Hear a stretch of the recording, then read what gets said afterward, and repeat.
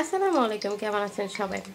সবার রান্নাঘরে তো আশেপাশে ফুল কত সুন্দর কত জিনিসপত্র থাকে, আর আমার রান্নাঘরে আছে হলো ময়লা একটা পাইপ, তার মধ্যে আবার জানালা দিয়ে আসছে হলো কতগুলো পাতা পাতা আসছে। তো এখন কি করার?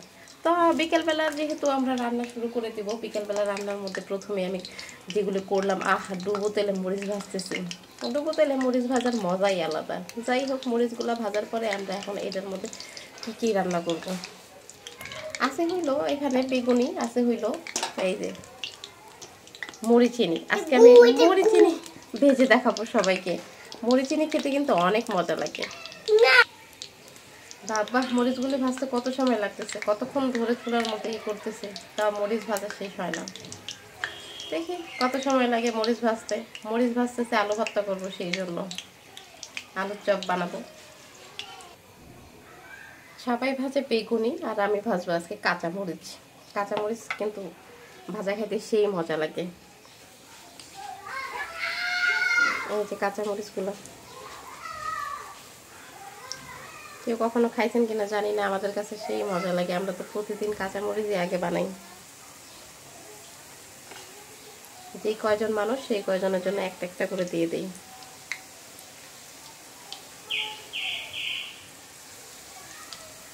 খুব সুন্দর ফুলে টইটম্বর হয়ে যায়।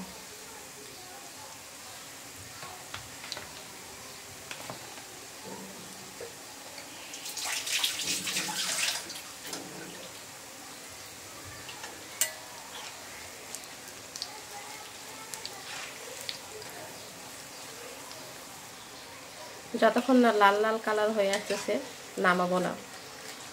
দেখেন কত সুন্দর ফুলে টইটম্বর হয়ে গেছে। একটু কড়া করে ভেজে নিচ্ছি। এই যে লাল লাল হয়ে গেছে, এখন আমরা এগুলো তুলে নেব।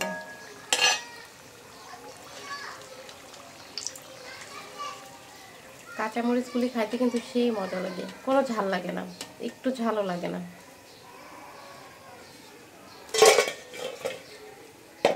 এখন আমরা একইভাবে বেগুনিও ভাজবো। ওয়াও, বেগুনিগুলো খাইতেও কিন্তু সেই মজা হয়, এতে দিলে টুক করে ফুলে ওঠে।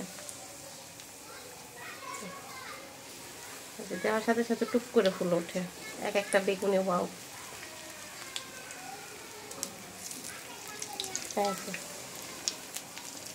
আরেকটু জায়গা হলে ভালো হইতো, তাড়াতাড়ি সব কিছু হয়ে যেত। তাও এখানে একটু জায়গা আছে, ঠাইকা ঠাইকা দিই। তাড়াতাড়ি হওয়া নিয়ে কথা।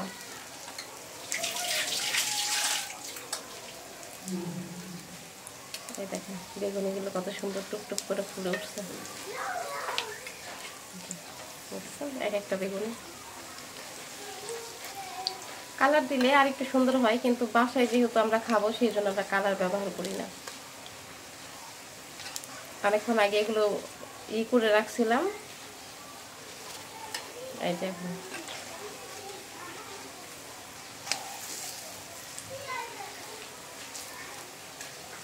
এগুলো তুলে ফেলবো টুকটুক করে, আর একটু লাল লাল হোক। আজকে এই পর্যন্ত। ওই সবাই ভালো থাকবেন। ইফতারিতে সবাই বানাইতে পারেন, আমারও বানানো শেষ হয়ে যাচ্ছে।